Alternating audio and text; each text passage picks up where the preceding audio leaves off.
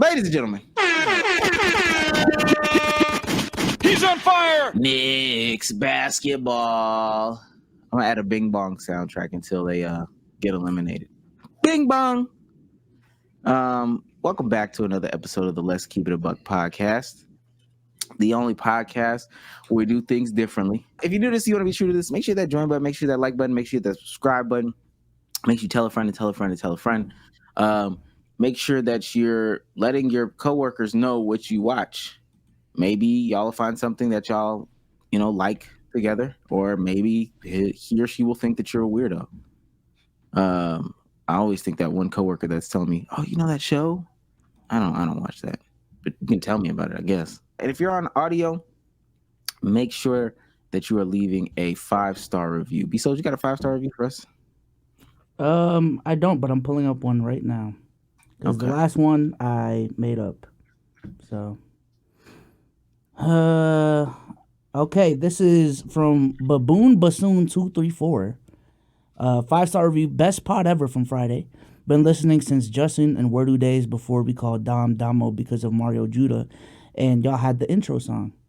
Had to say it's been an amazing 3.5 years. Watching y'all has gotten me through some tough times. They always know how to make you laugh, and the pod has been getting consistently better over the gears.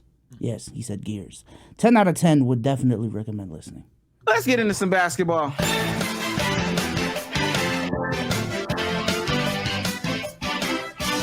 Something so infectious about that sound.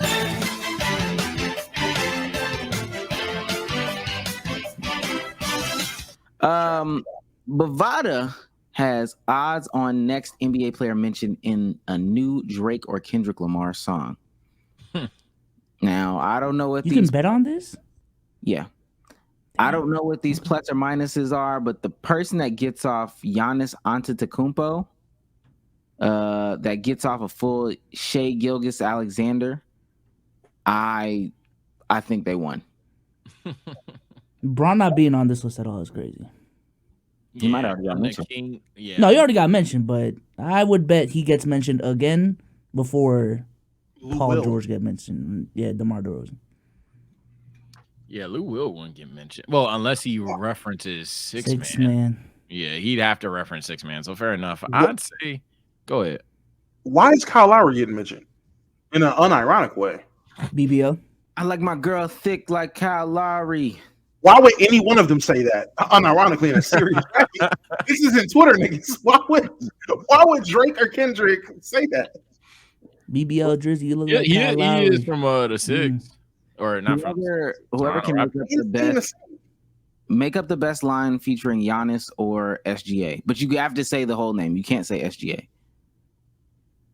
So you got to say Shai Gilgeous. You niggas be moving like bitches. I call you puntos. I keep a buck in my damn camera quality. Damn. I froze. Yeah, you did. I froze. Weak bars. Weak bars. Spit a buck like Antetokounmpo. Okay. I like that. I was trying to think going for SGA because Giannis has done before. But Drake actually said that. I got nothing for Shai Gilgeous-Alexander. Ooh. Yeah, that's a damn.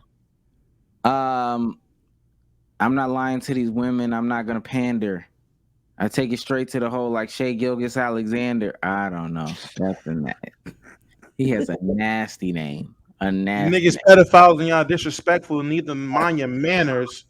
Obviously, this is Kendrick saying this. Mind your manners. Obviously, Kendrick. The 6th goddess Oralist. He's no Shai Gilgeous-Alexander. I'm not. Alexander. Manners. A storm is coming this way. And I'm not talking no Shai Gilgeous-Alexander and whatever the fuck he's about to say. Well, goddamn.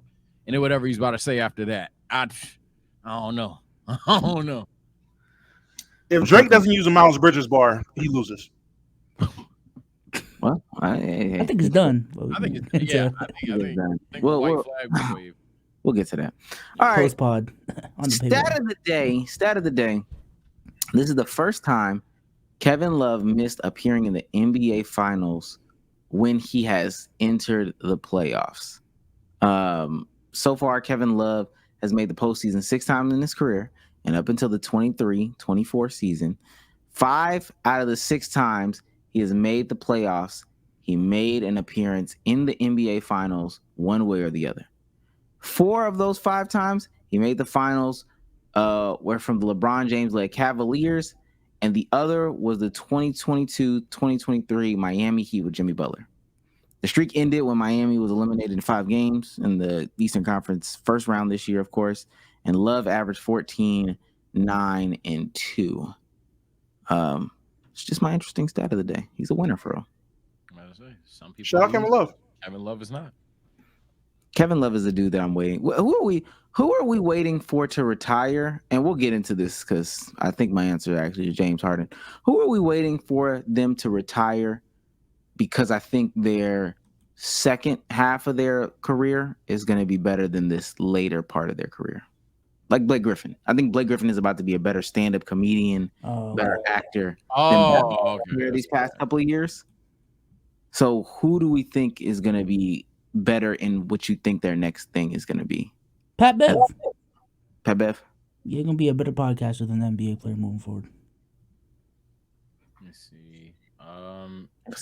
Darvin Ham. Is that crazy? That sounded like hate. Darvin Ham. He'll be fantastic as a podcaster. Hell, a fucking McDonald's worker, anything. Just, oh my God. the floor is that low for him. So yeah. Kyle Kuzma. I think he's going to be a better model. Better model. Yeah. I feel that way about Kevin Love. Better model or better or be just whatever his imprint in fashion is going to be. He's going to be something. I feel like if Lonzo can get back to the raps, if Lonzo Ball can get back to rapping, Lonzo's going to be a streamer. I'm locking it. I'm locking it. I think, yeah. If he can just get back into the entertainment sphere, get away from his daddy for a minute, that's where his calling lies. It's not the court. He ain't walked since he tried to prove a point to Stephen A. Smith. That's crazy. It was, and he hasn't walked since. Have you seen a video of him walk since? I have. No, you haven't, Damo. No, you haven't. I follow him on all social medias. I definitely have. Say I should get good now. We got to talk about Glenn. Watch out. All right, let's get into it. Hot take or hot ass? All right, here we go. It's the segment where we decipher if this take was hot or ass. If it was a hot take or hot ass. Kendrick Perkins feels as if LeBron James is going to have a better career when he retires, because right now he is hurting his legacy as we speak. His legacy. Does 10 head coaches hurt LeBron's GOAT case? Yes, it do. And Stephen A. Why is he streaming from his bathroom? Y'all hear this nasty? Setting up a green screen in the bathroom is crazy. His lady don't let him have a room. Bro, he got a room. It just got high ceilings and no furniture in it. Also, it's too logical. ESPN not strict no more. Get them all back in front of each other, King. What the fuck is this about? Nah, they're on Skype. Let them cook. It don't hit the same. Let me ask you this. Nah. You tell the public what I did. Who did they I like us? A couple of days ago in a group message out of the blue. It was you and who? Me and Michael Wilbon. And I texted him and I said, it was me and go Michael. ahead.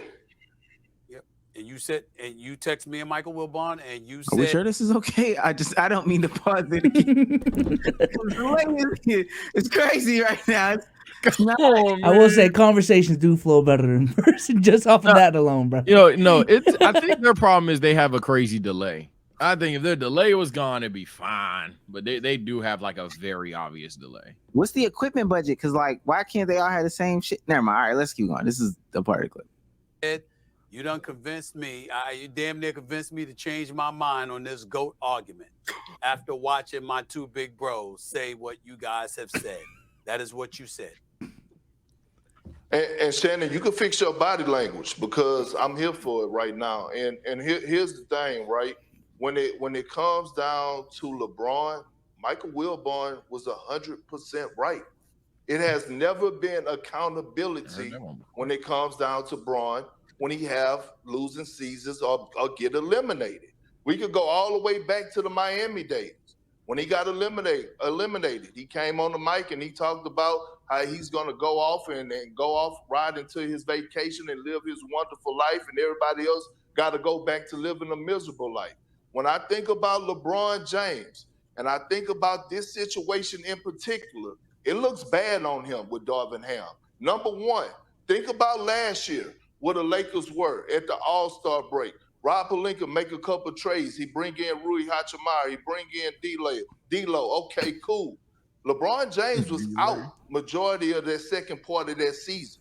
Darvin Ham coached his behind off with Anthony Davis leading the way to get them into the play-in, into the postseason, and into the Western Conference Finals. Okay, coming to this season, LeBron James at the trade deadline was sending so many subliminals for Rob Pelinka to make a move because he knew that the Lakers did not have enough. He knew that he wanted a DeJounte Murray to come over, but Rob Pelinka held on to Austin Reeves and D'Angelo Russell because he knew that in the Western Conference, he needed guys on the perimeter that was going to defend. So Darvin Ham he got the most out of what he had. And when you think about this roster, everybody kept saying, well, he's playing D'Lo and he's playing Austin Reeves so many minutes together. Why? Because they need space. He put himself in checkmate. I ain't gonna lie. He cooked himself just now. Even if you agree with his overall Darvin Ham scapegoat narrative that's going around, apparently, he cooked himself by mentioning that this season with no moves, what was Darvin Ham able to do? Pretty much nothing. It was a spiraling slope, and it was already spiraling that they weren't able to boost the roster even further. So rather than coaching up with what he currently had, instead the Lakers continued to spiral completely out the whole fucking NBA playoffs, let alone the regular season. He kind of low-key just cooked himself. It's actually crazy. I mean, do we think that the take was hot? More so along the lines of, he said, I wish LeBron would retire, not because I don't want to see more of LeBron James. The more LeBron James continues to play the game of basketball, the more it's going to hurt his legacy, and the more it's going to continue to hurt his GOAT argument. Hot ass. If anything LeBron is doing post 2021 is hurting his legacy to you, his legacy was already hurt. There's nobody who had him as the GOAT pre 2021 who now that he's playing is like, yeah, he's not the GOAT no more because of this. That's not how this is working. If you didn't have him as the GOAT before, you're not going to have him as the GOAT now. If you had him as the GOAT before, you're going to have him as the GOAT still. You're not going to say him losing at 55 years old is about to make him not the GOAT anymore, especially with the context of whatever you want to look at. So, yeah, hot ass. I'm not surprised Kendrick is out here still doing this. Hot ass. People already made up their mind, like what Damo said. But also, this is a take that like he just put out there in the world. I don't think anyone was really thinking this when Darvin Ham got fired. And again, for those people, the difference between LeBron having 9 coaches in his career and 10, bro, it's still, 6 more than what MJ had. So if you think MJ is the GOAT, bro, that the case that you would have for MJ has already been made. Can't get away. You can't get rid of 2011. You can't get rid of all the choke jobs. You can't get rid of LeBron hopping from team to team.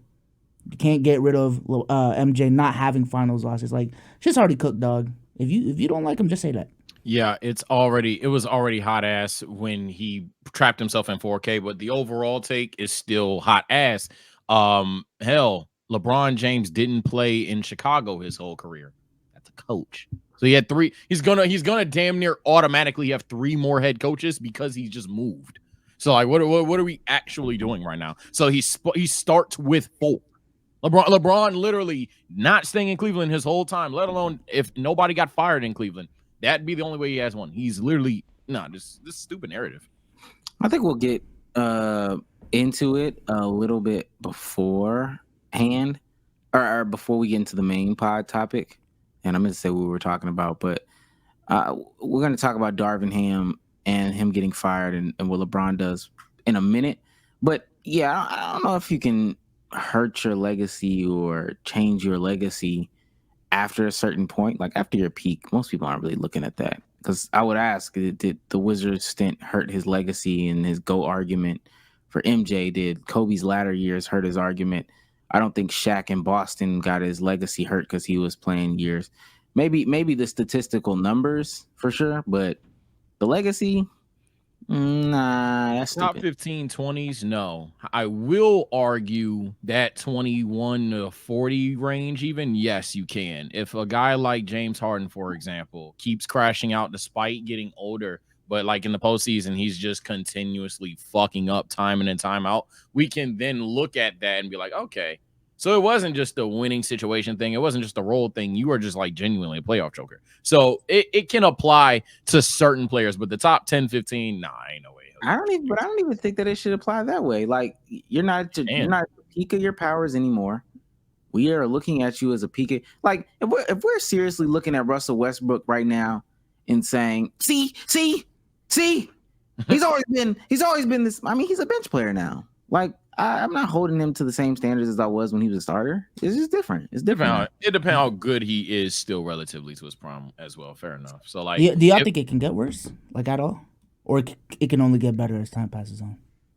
Well, like, once you're, like, way past your prime? Yeah. Let's say, like, like 90% of the case, and that's why I said a specific range. 90% of the case for most players, once you're, like, past 34, you can only benefit your career. Nobody's going to look at today Kevin Love and be like, ha, your streak got broken, buddy. You're not as valuable as we thought. Like, nah, that doesn't make any sense. But go ahead, Dom. No, I was just gonna say, to answer Sosa's question, I think at a certain point neither should be the case, in my opinion. It shouldn't add or take away from your legacy older you get. What happened with Dwight late in his career shouldn't be something that's added on to his legacy. Dwight's always been. I'm sorry. I don't think there's a legacy argument when it comes to Dwight. What happened later in his career? No, not that. I got something. Rondo, later in his career, whatever Rondo was able to do, that's always been Rondo. I don't think that's brownie points for what he did on the Lakers.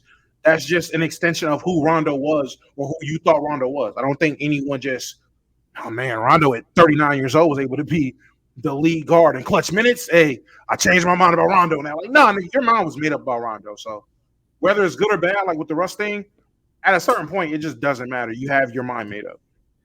I think the only thing that may change, the only thing, is if you've gone through a career reinvention. So like Brook Lopez, for example, him being a stretch 5 at 37 is like, not saying that this would be the thing that makes me, that's 10 spots for me. That's 10 more spots historically. Like, he's 10 more spots. But it's like a tip in his cap, like, oh, okay. And then later on, he was able to add this thing. Same thing with like an Al Horford. He was able to extend his career because he was tasked with reinventing himself, and then he did it. But even if you were tasked to reinvent yourself and like you couldn't do it or whatever, I'm not mad at you. I don't care. I see what you're saying. I just think Brook Lopez isn't a. I get what you mean, but I think the shift in his happened relatively in the middle of his career versus the end of it. Maybe I'm just misremembering when he started shooting. Might be a better one. I will say Al Horford is a good one in my opinion. I just don't think Brook Lopez, because Brook Lopez, by the time he got to us, he was already shooting.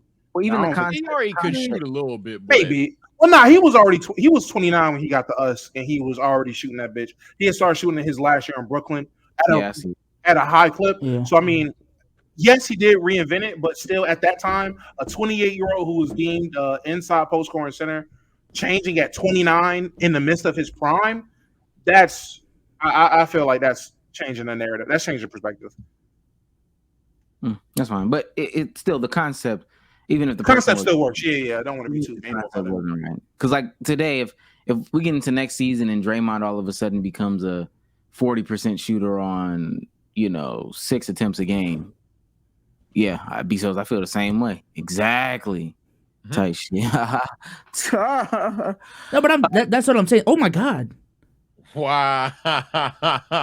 I'm sorry, that's crazy. My bad. I'm just like that's the case of it can only get better though. Like, I'm just trying to think of what would need to happen to someone's career for it to be like, oh, damn, like you're moving down 5 spots now. Aside from like natural motherfuckers like coming up to replace your spot type shit, like what would have to happen for you to, oh shit, yeah, you're moving down 3 spots, gang, after this. Somebody said they do a crime. Yo, that's crazy. All right, on to the next thing, and we'll spin the block on the coaching conversation because I think there's something else we gotta have a conversation about. Is LeBron a coach killer?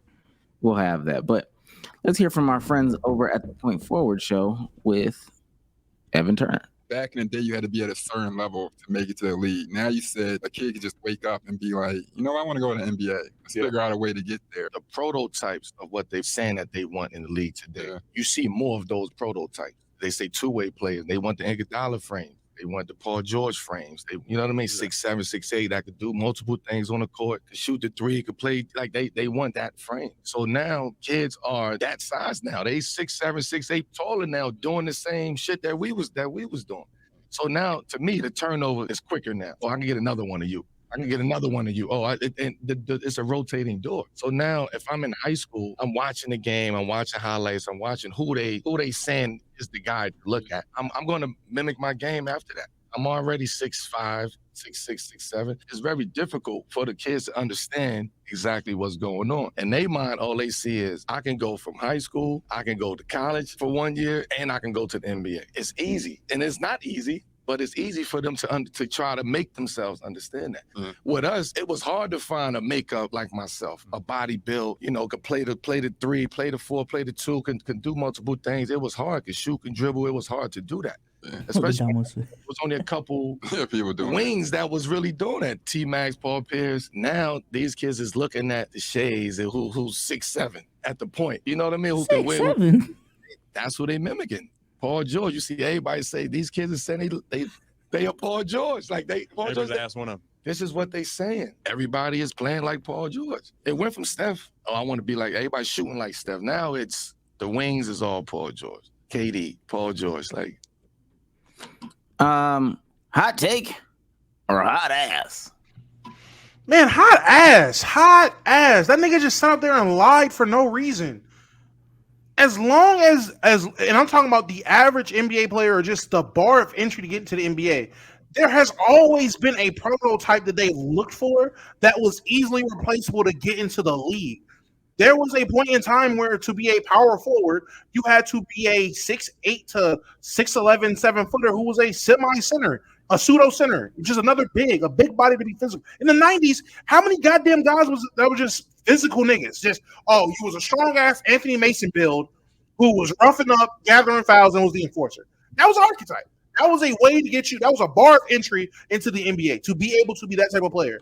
In the 2000s, there were wings who rebounded. You were very centric or specific, had a specific role for what you needed to do. There was always a bar to entry. Now, what that bar to entry definitely has changed, but it hasn't become easier. In my opinion, it became harder. To be a 6'7", 6'8", two-way that can do everything on offense, that's not something fucking easy to do. That takes work. That takes a lot of goddamn progress and progression. That takes skill to do. Niggas can't just wake up and be like, hey, I'm be Paul George. Nigga, that takes work. I think you missed what he said, though. I miss what he said? Yeah. Go ahead. I was saying he's not saying that they didn't, that 6'8" build didn't. He wasn't saying what you were saying in the beginning. He was saying when you're a kid in high school, and correct me if I'm wrong, because I think this is where the misunderstanding is. If you're a kid in high school, you weren't looking to, I'm talking about in the 90s, you weren't looking to be a big physical dude.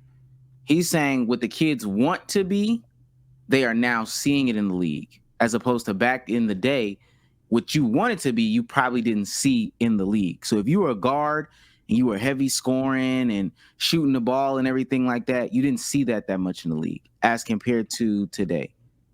That's not, I mean, maybe you watched the whole clip. From what I just watched, I didn't get any of that from that. He literally said the bar of entry for the league is easier. Those are flat out his words. He said it was easier. That's not what he said. He said they perceive it to be easier. You know, I want to go to the NBA. Let's figure out a way to get there. The prototypes of what they're saying that they want in the league today. You see more of those prototypes. They say two-way players. They want the Iguodala frames. They want the Paul George frames. They, you know what I mean? 6'7", 6'8", that could do multiple things on the court, could shoot the three, could play, like they want that frame. So now kids are that size now. They 6'7", 6'8", taller now, doing the same shit that we was doing. Okay. You keep going. I'm confused on this point. I ain't gonna lie. Yeah, I guess I misinterpreted what he was saying, and I guess I heard the point I feel wrong. like he's just trying to get a back in my day it was harder type shit. Yeah, you gonna had to keep playing the clip. Yeah, what the fuck? So now, to me, the turnover is quicker now. Oh, I can get another one of you. I can get another one of you. Oh, it's a rotating door. So now that I agree I'm in with. high school. I'm watching the game. I'm watching highlights. I'm That's watching what I'm saying. It's who always they been that. saying is the guy to look at. I'm going to mimic my game after that. I'm already 6'5", 6'6", 6'7". It's very difficult for the kids to understand exactly what's going on. And they mind, all they see is, I can go from high school, I can go to college for 1 year, and I can go to the NBA. It's easy. And it's not easy, but it's easy for them to try to make themselves understand that. With us, it was hard to find a makeup like myself, a body build, you know, could play the 3, play the 4, play the 2, can do multiple things. It was hard, could shoot and dribble. It was hard to do that. Yeah. Especially when I came, it was only a couple people doing wings that was really doing that. T-Max, Paul Pierce. Now these kids is looking at the shades and who. Tomo, you still got this face. I'm just trying to understand what he's saying. I think maybe I'm tripping. I think what he says, I think he's arguing essentially that in terms of being a multi-position, can do anything on the court kind of guy, that today they can do that a lot easier than they could back then. I'm not gonna lie, as the yapper of the pod though, I would just call that Japanese, cause duh. like low key, like, yeah, over time and evolution of basketball, there's gonna be better players, more freak athletes that can do multiple things just via the evolution of the game. So by virtue, sure. But then at that point, it's just, yeah, I don't even know what, I don't know. I'm not going to act like I fully understand, but I'm pretty sure that's what I just heard. I guess what he's saying is now, like, if you're 6'5", 6'6", you kind of know what you need to be. Going into the league, you're probably going to be a tall guard with guard-like skills. But if you were 6'7", 6'8" back in the day, you need to find your own. You didn't know what you needed to be. You didn't have representation. Melo was saying when he was a kid, when he was younger, and he was 6'7", 6'8", doing his thing, a big guy that had guard-like abilities, he didn't have representation. And players of the 90s would say the same thing. The Lamar Odoms of the world, the Darius Miles of the world, the Kevin Garnett's of the world would say the same thing. So nowadays, these kids see more representation in the frames that they are in. They see the wing player that can put the ball on the floor, et cetera, et cetera. Now, does that make them skip steps? Yes. And Melo's been on this whole skip steps thing. And he's also saying they don't realize, that you're also going to be replaceable in the eyes of like ownership, because everybody's doing it. Now everybody around you, this is the meta. This is the new meta, is to be that height range with that type of skills. So if you skip steps, you're going to screw yourself over in the long game. That is what I agree with. It's just the concept of, I think timelines nowadays are way shorter than back in the day. Like everything is just 2 to 3 years. If shit don't happen in 3 years, oh, yeah, for sure. Let's blow it up. The shit's over. But I'll say this, and I'm pretty sure I understood it even first prior. If we're talking just 6'5" to 6'8", sure. In my opinion, duh. But sure. Now, where I will definitely agree with Damo is if we're talking about either small guards like 6'3" and under, or if we're talking about any big. Oh no, that's been a thing. What there was people when I was growing up talking about being Zach Randolph, being Bezos calls himself Boris Diaw. like I think there's endless examples of bigs in the league, but in terms and point guards as well. I think point guards. Oh, I want to be Steve Nash. I want to be Chris Paul, stuff like that. So if we're going, I probably still disagree. Really? You don't think that people was talking about I'm gonna be Steve Nash, Chris Paul, Rondo, any other players? If you were a younger point guard, and it would depend on the time frame, and you were a scoring guard, okay, what representation did you have in the league? Like Chauncey Billups, Gilbert Arenas, things like that. Hold on, wait. Wait, because Chauncey Billups was seen as a 2 for a long time. I don't know why y'all made that big. 6'5", right? 6'4". Gilbert's like 6'3". But nonetheless, if I'm saying I'm a point guard, and mind you, 1 or 2 is not what I would probably consider representation. That would be like them throwing around, oh yeah, there's 2 black guys. You got Michael B. Jordan, you got Will Smith. What are y'all complaining about? I'm talking about, especially before that time too. If you are a scoring point guard in middle school, you average 35. In high school, you average 45. In college, you average 25. When you got to the league, who are you looking at to be like, oh, this is my example? I see some 6'2" guys, and they're out here putting up big numbers, big time numbers. That's why I would disagree, because I mean, I would say, especially depending on what era we're talking about, if you're in an era where they nullify that, the 1, 2, maybe even 3 players who is that is representation. You just have to be this play. Like, that's your representation right there. In the 90s, if you was a scoring guard, I mean, I'm sorry, nigga, you Terrell Brandon. Like, and a lot of people don't know who that is, but Terrell Brandon is your representation. He was a guard that averaged like 18 to 20 points in the mid to early 90s, played on the Cavs. He was a 6 man, but then it was a bucket, 5'11", 6 foot. Was a straight bucket. That's your representation. I don't disagree with you. A lot of I wouldn't consider 2 to 3 people as representation. That's where I think we would differ. And if you want to say, hey, this is what you got, you work with it, that's fine. But if we're talking about the comparison, which Melo is doing here in today's era, where damn near everybody in the league has a 6'5", 6'6", 6'7", 6'8" wing who has ball handling abilities and who can put it on the floor, that looks totally different than, like he just said, the few wings that were doing it during I mine. don't agree on But I feel like that's disingenuous and not even considering the fact of the game changing. That's like a quarterback from the 90s. That's what he's saying though. He's attributing it. He's saying that is the case. So this is the evolution of the game now. This is the way that people are moving. He's saying that, and he would say the same. That's even in the big man argument that y'all are talking about. If he was a big man in the 90s and the early 2000s and you had ball handling ability, who was your representation? Arvydas Sabonis, Chris Webber. Okay. Again, you have it be a very small few again, because it would be, but fine. Gotcha. That's what I was saying. I think we agree. We're just arguing a slightly different point, to be honest. I think we all pretty much relatively agree. I think to be honest, or I'm speaking for myself, but maybe Damo here. At that point, me and Damo are kind of sitting here like, relevance? Like at that point, but I mean, it's like true. But nah, what he said wasn't wrong. So I wouldn't call that. Again, I just feel like it's a part of that clip. Like, I guess that would just elaborate it better if we watched it more. Like, there was probably another 30 seconds pre or post whenever it ended or started. That would have just did a better job wrapping it up. Because, again, I misinterpreted it the first time I watched it. I misinterpreted it like a motherfucker. So, let's keep it a buck. One in context. Ugh, they falling off. Let's get into y'all's boy, man. Let's circle the block on the coach killing arguments. Darvin Ham, after 2-3 years of being a coach for the Los Angeles Lakers, it's been 2, has now been fired. And I will say a lot of people are grilling LeBron, a lot more people than I have seen in the past. They are looking at the player in this regard. Lakers GM Rob Pelinka, this is from Woj, informed Ham of the decision in a phone call short time ago. Sources said, after a run to the Western Finals a year ago and a winning 47 games this season, it'll likely be Ham's successor who will get a chance to benefit from organizations' using major draft capital to upgrade. Ham is the first Lakers coach to make the playoffs and not return following the season since Phil Jackson in 2011.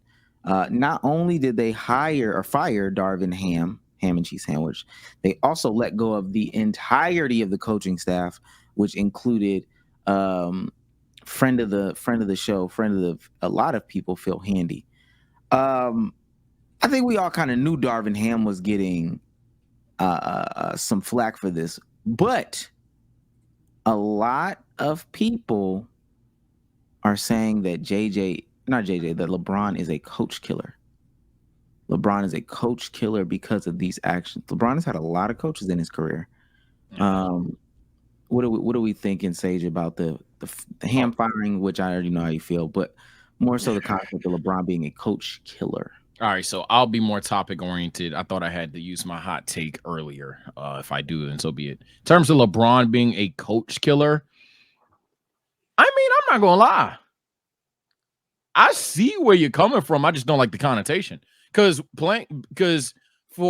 order for you to coach LeBron James, you dead ass have to be one, you have to have results. You're not results oriented, they're gonna pack you up. Frame one, because what are you gonna do? Blame LeBron James in 2018 and really any year prior, and hell, some years after?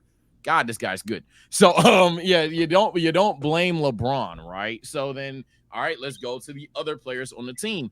Most of the time, when we look at the coaches that got fired for LeBron, that's kind of why the coach got fired in a weird way. It's bad roster, bad roster, bad roster. Okay, you actually suck at your job. Bad roster, bad roster. LeBron just got here. LeBron just got here. LeBron just got here. So when we're calling him a coach killer, all technicality, yes, because he will join a team that, whether they're a losing franchise or a winning franchise, he's going to want his coach. And therefore, year one, you better have results. You're done.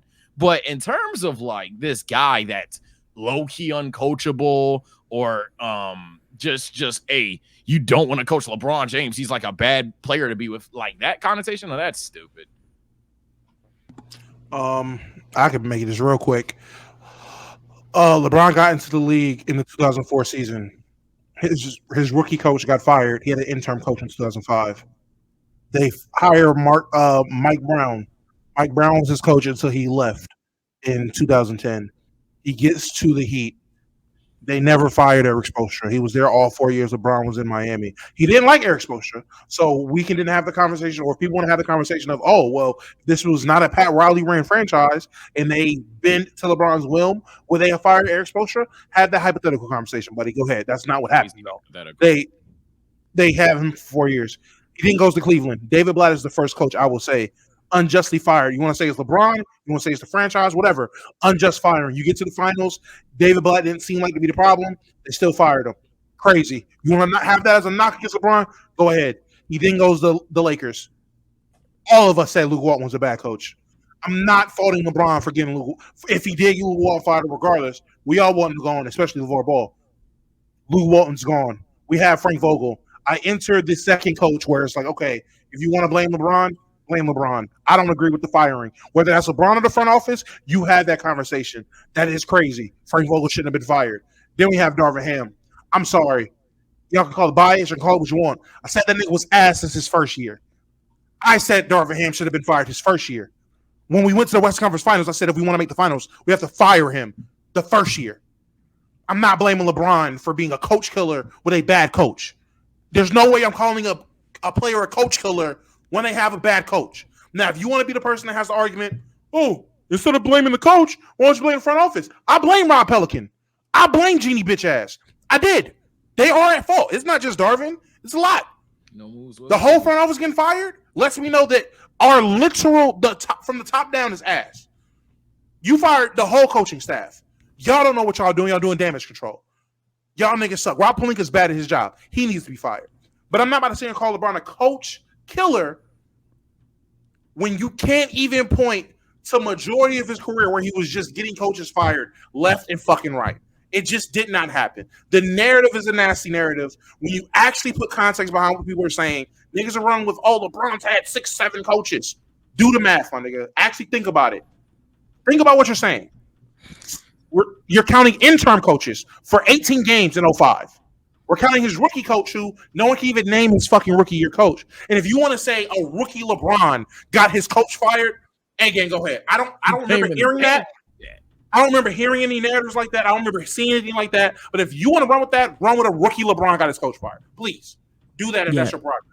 If anything, this is all more proof to me that it is the front office because we have examples of front offices not letting their star players just bitch them around, essentially, for lack of a better term, specifically Miami. When LeBron wanted Eric Spoelstra fired, Pat Riley said, nah, that's our guy. So if that's the confirmation bias that you need that, yeah, if LeBron did get his way, he would be a coach killer. A lot of coaches will get fired. That's fine. But I also feel like Pat Riley proved it again today. Bro, I am the GM. You go out there and play. Let me handle business. You know what I'm saying? So with the Lakers, I think it's the same thing. Like the Lakers can, if they really wanted to stick with Darvin Ham, they could have done that. They could have done that, but they chose to go another way. So. I think, and I got a question for Bezos, but I think Eric Spoelstra's, or not Eric Spoelstra, Pat Riley's he's the last of a dying breed. What does it mean, Bezos, to be a coach killer? Even the phrase, be a coach. I guess it's just when the going gets rough, and it gets rough real quick. The connotation to me is, got a star player makes a call to the front office. Yo, this guy's not it, and they just fire him just because the star player said so. So then, I guess that's where I would. How many times would a player need to do that for you to give them the title of being a coach killer? I would just need to have the context as to there needs to be context in the situation. Like if it's a Darvin Ham situation where, bro, that motherfucker really is ass, dog. Like we really need to let him go, and he's the guy that initiates that call. I mean, I'm not gonna put that on him, but if it's a lot of coaches that, in my opinion, didn't get the proper time and essentially just the proper time to really develop into what they needed to be.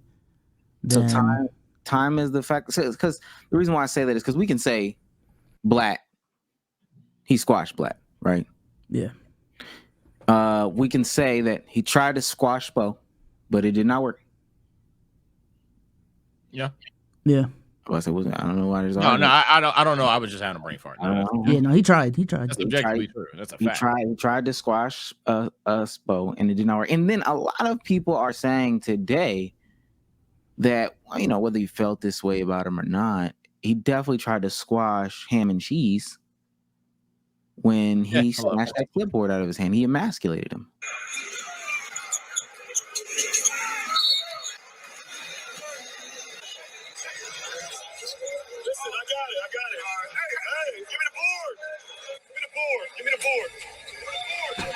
I ain't never seen that. No, I saw that shit yesterday. We gotta talk about coach killing for real. Come on now.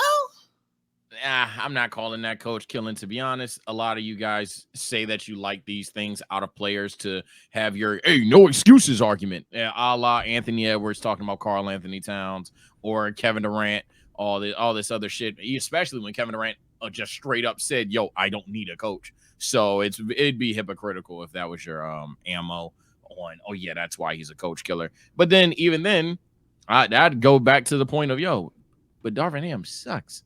like I'm sorry. Hey, that's a butt that if y'all are gonna, that's what y'all dying on, that's what y'all dying on. And while I'm on the subject of Lakers, Damo, you had one flaw in your argument when you said Frank Vogel counts as number 2. Bullshit.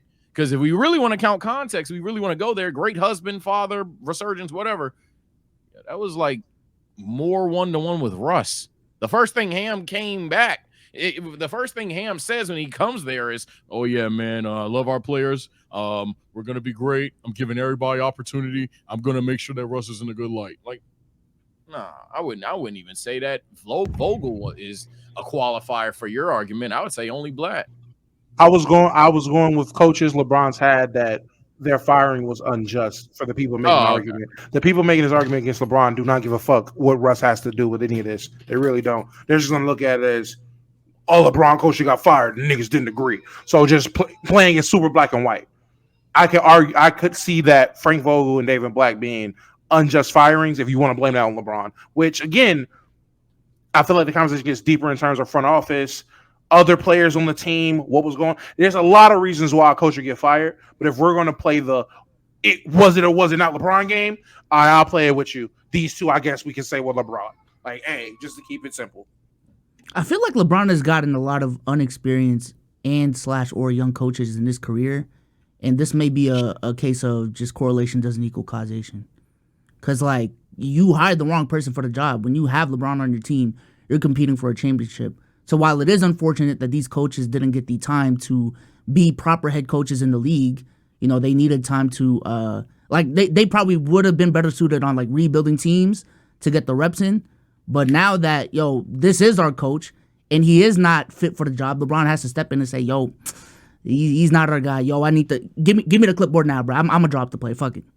So, like if JJ comes into the job, I'm gonna be saying the same thing. I don't want JJ Redick over there. If JJ comes into that job, I really hope he doesn't, because it's gonna be the same thing. Why the fuck are the Lakers gonna hire an unexperienced coach that has never been an assistant coach, let alone a head coach, as the head coach of the Los Angeles Lakers in win now mode in year one of his coaching career? And now we're about to be in the cycle a year from now saying JJ's ass when he wasn't given a proper time. I was gonna say the same thing, because the stories that are coming out about who the next coach is, they have JJ Redick leading the pack, and I think Paul Pierce kind of wraps up my points about this point specifically. He's leading the pack, real quick. Yeah, JJ's looking like the favorite, which is crazy. JJ and Mike Budenholzer are looking like the favorites. Is that more crazier than bringing in a JJ Redick? I think at least Maverick Carter would get a fair shake. JJ Redick won't get a fair shake. I'm trying to think of other ex-NBA. Rondo won't get a fair shake. I don't know. Jeff Teague won't get a fair shake. None of these guys will get a fair shake at this job. Go ahead, don't you first. If this is a LeBron James-led team still. Mike Budenholzer and Ty Lue are the only two answers to me. Yeah, I'm talking about young. Yeah, I know it. Yeah. That's just not true, so Omar. That's just not true. Anybody that's deemed in LeBron's good graces is going to get a break. Is going to get a fair shake. I don't want. No. I was talking more so. JJ and even Rondo, who I feel like people will think will be in LeBron's good graces because of them winning. At least Laker fan and me being a delusional Laker fan, will wrap our heads around the fact that Rondo championship, LeBron, they were clicking. They played well. It works. He likes them. They'll convince themselves that. I personally don't want JJ Redick as the head coach if LeBron is there. If LeBron's not there, and it's just AD, and we're trying to find someone else to come there. Sure, I wouldn't mind JJ. I want an analytic coach, but I think I'm going first. I'm going first. I want it to be known off rip. I want Mike Budenholzer to be the head coach, and I want JJ to be our lead assistant. I want them to do the exact same thing we did in 2020, bring on Frank Vogel and Jason Kidd. That's what I want. But what do I know? Yeah, for me, I don't know if we're going to the route of who should be the Lakers head coach. Is that exactly what we're doing, or are we talking about Paul Pierce's take? No, I mean, I think we thought a lot of what Paul Pierce's take was fine. For the most part, Paul Pierce's take wasn't the worst or anything like that. It's just, again, the tone around it being, well, who wants to take those couple years coaching LeBron, all that stuff. If LeBron's not happy, then if LeBron's not happy, you're gone. That applies to like every superstar damn near. Like, if Curry's not happy, you're gone. If Kevin Durant's not happy, you're gone. Hell, if Anthony Edwards ain't happy, you're gone. So I just don't like this, like, no shit Sherlock connotation that's only going to LeBron James. That's a person who LeBron's not even near my like top 5, 10 favorite players. But I got to call on fairness when I see it. That's just a weird agenda push. In regards to just strictly what he said, no tone sensing, no. Oh yeah, for sure. There is no reason a young coach, new coach, anything should be there. The only examples you would have is like a Sean McVay of the NFL, for example. But there's no realistic reason why the Los Angeles Lakers make that gamble, especially when you have either championship coaches out there or championship coaches that won with LeBron out there. There's no reason you do it. There's no reason you do it. You say who? Was Steve Kerr be an example of someone who did that? Brought in a rookie coach in win now mode, and it actually worked. I wouldn't say it's the same though, because I wouldn't say the same thing. I'm just saying an example of a rookie coach coming into a situation that again, I think Steve Kerr probably is your craziest example, but I think the Rams situation a bit different from that Warriors one. I think the Rams were like all in, and I got to double check that. I think that's probably a best example. That's probably a best example, Steve Kerr. Let's go to some more losers. So we saw some series in. We are officially out of the first round into the second round of the NBA playoffs. We saw the 76ers take an L to the New York Knickerbockers, who are playing the Pacers right now. And we also saw the Orlando Magic, take an L to the Cleveland Cavaliers. I want to start off with young PERK in this conversation because the the better, I don't want to say better. I've been calling it this whole playoffs. Some of these losses are going to have teams have to make big decisions. And one that's just, hey, we've been repeating this for so long is the 76ers and Tobias Harris. Tobias Harris, let him walk. Damn. He asked them if they wanted something from Chick-fil-A before the game. The team told him yes, and he came back with a bag full of napkins and straws. I mean, he was a no-show out there, and knocked him out.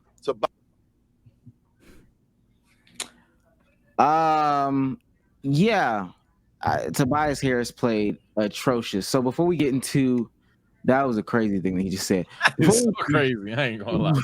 Before we get into the Orlando Magic, I just quick recap on the Sixers. What do they do next is the real question, because they have their eyes kind of set on some big wings that are coming into free agency. Paul what George. They should or what they're doing, what they're actually going to do. What they should, and I mean what their options look like. Okay, well, what they are going to do is like what you just said. They're going to look at some wings, try to replace Tobias Harris. That's what they're probably going to do. What they should do is really reevaluate the core and the crux of this rebuild, and that is building around Joel Embiid. I'm not saying Joel Embiid is not a talented player. He's a MVP caliber player when healthy, but same thing with another player in the Western Conference that I think we're going to talk about, bro. He's not the dude, bro. He's not reliable enough. There are too many resources allocated to building around this specific player, but this specific player is not there enough. He's not at 100% enough. So at this point, what the fuck are we doing? Are we just building with the premise that he is not going to be there, which I think the Clippers honestly did with bringing in James Harden, and that still didn't work? But I don't know, dude. Joel Embiid is the problem. Unfortunately, I don't think it's something that Joel Embiid isn't looking to miss games and looking to be injured. But if I'm the 76ers front office, dog, Joel Embiid can't be a 1. He can't. 2, maybe 3, yeah, but he can't be a 1, bro.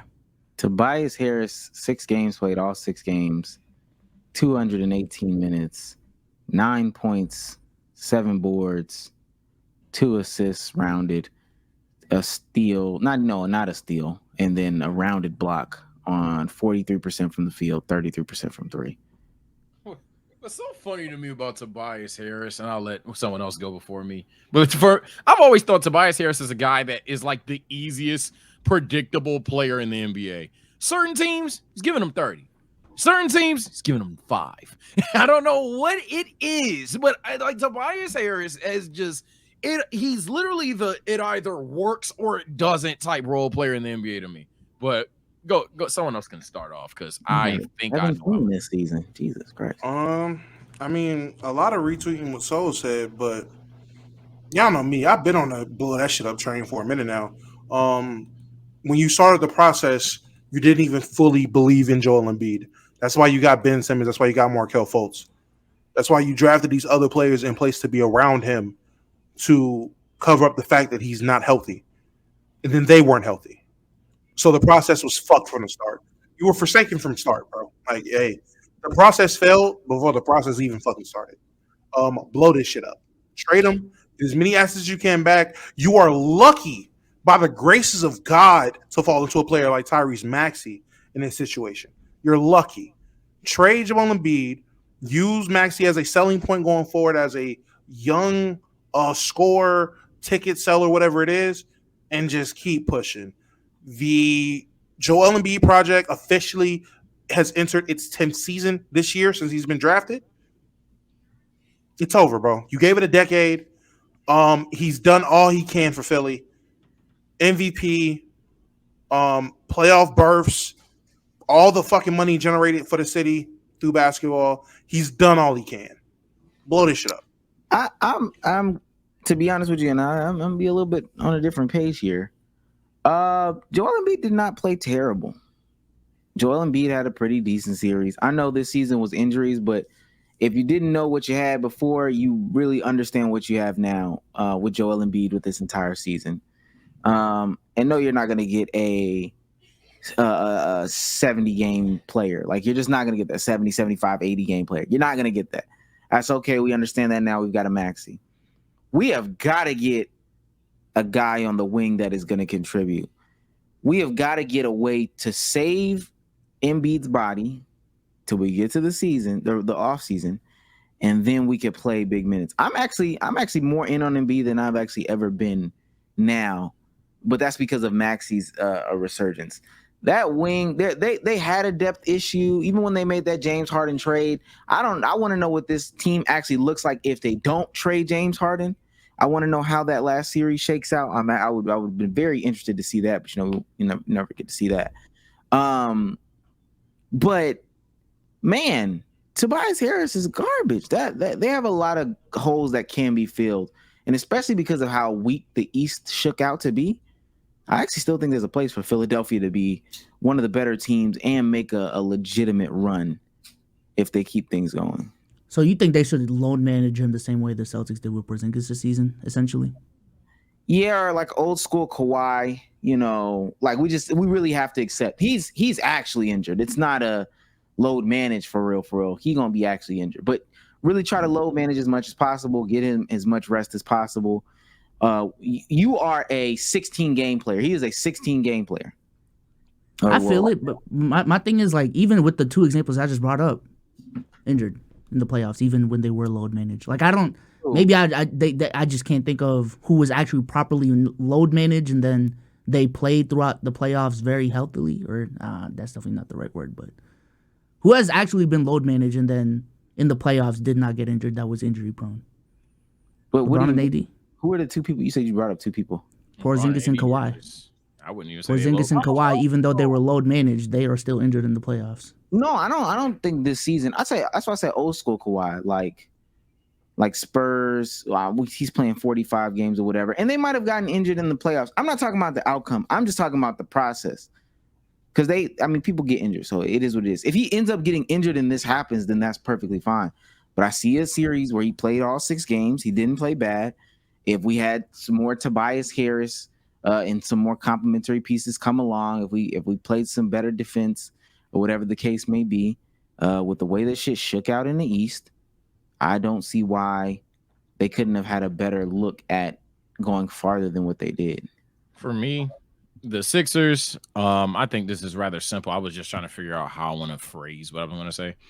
The East sucks. Not in the sense of it's like bad, but the East is very open for a new team to come out consistently in a different way the West is. Because I know someone would argue the West is the same way, but that's because the West is that damn good. The East is so one player out, okay, everything's changed. Like Jimmy Butler got hurt, and it's like, oh, well.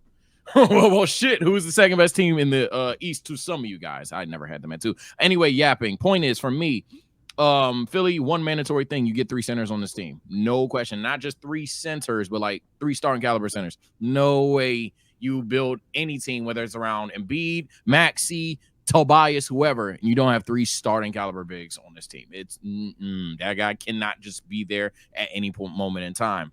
3, yep, hot take for a reason. As in regards to the wings or whatever, I don't think any of us thought that they had really good role players there. So I'm going to say that this team was just really not made to win this year specifically anyway. But Maxey's just been that damn special. If going forth, though, and I will say this is the year early for Embiid. So shutting the phone down, the days of I'm not listening to Embiid trades, yeah, that's dumb. Let's pick up the phone. Let's always have the conversation. Not saying deal him. But you definitely have to seek these options. And if you get a banger of a trade, you get a banger of a trade. But for the most part, just honestly, it's rare time I'll say it. Yeah, honestly, just run that back, bro. You just run it back, but there's no way you don't get 3 starting centers. I'll doubt about that. Let me ask this just before we move on. Just quick yes, no, or it would be different. If James Harden was still on this team, would they have lost in the first round? Bezos, go. Yes. Okay. Damo. Yeah. Okay. Sage. Yep, for sure. Okay. That's what I wanted to know. It would have been in 5. I ain't gonna lie. I'm about to say probably would have lost quicker. And you know what's crazy? Had James Harden made it out the first round, my opinion might have changed. But that nigga didn't make it out the first round on the Clippers. So yeah, nah. Let's go on real quick. We can touch on the Orlando Magic. These are Damo's guys. I mean, just didn't have the shooting juice to keep it going. You know, we can talk about second round predictions a little bit later as we see how some of these first games shake out. But I want to talk about what happened in the first round. They lost to the Cleveland Cavaliers. Donovan Mitchell killed in that last game, if I'm not mistaken. You know, but as far as the Orlando Magic go, they just didn't have the offensive juice to be there. I know, Damo, this is some of your guys, some of your young boys that you watch. How did you feel about how this series shook out for the young ones? First things first, shout out to the Magic, incredible season. Definitely exceeded expectations from a lot of people. Shout out Paolo. Hopefully this playoff run you had in your debut is the push that you need to get the push for the Magic. Hopefully people understand now this team is worth watching. Yeah, like you said, they just stalled out. France had a terrible closeout game. Yeah. Growing pains to be in a young team. Shit like this, it happens when you learning to win. The last time the Magic were a playoff team or a competitive team, Dwight Howard was playing. So there is no identity of winning. There's no culture of winning. They're establishing it. And going 7 rounds with a Cavs team who people had last year being a dangerous team that they failed expectations. This Cavs team is a pretty good goddamn team. Donovan Mitchell is a pretty good goddamn player. So to go 7 games with these guys, pretty impressive. I seen some people on the timeline saying, "Oh yeah, they need to just all y'all saying they need to make trades, man. Leave these guys alone. Let them develop." Shut the fuck up. Y'all don't know what y'all talking about. I've seen people trying to compare the situation to the Thunder. No one is in the Thunder situation. The Thunder are very fortunate to have 27 picks and to have 18 guys on rookie deals. All right. No one is in that situation. The Magic legit need to go in this offseason. They have to find a scoring guard who can be on the court at all times. Paolo he's a playmaker. He's a passer. It is in him to pass. That's just who he is as an NBA player, and that's fine. Let him do that. France, I feel like this offseason, he's going to put in some work. That failure might be a motivator for him. Hopefully it is. They need to find a guard that they can have the ball in their hands to score. It doesn't have to be Trae Young. I'm not saying they need to find an all-star guard, but they need to find a competent game manager at point guard. Because without that, this team has a very clear ceiling. No disrespect to Jalen Suggs. Jalen Suggs is a 2. Jalen Suggs with his defense, with the improvements he made this year, showed you he's your 2.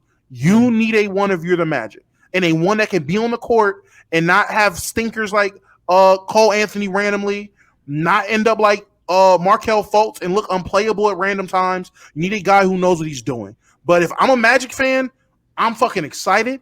If I'm the Magic, I'm keeping my head up. No one thought y'all would be here.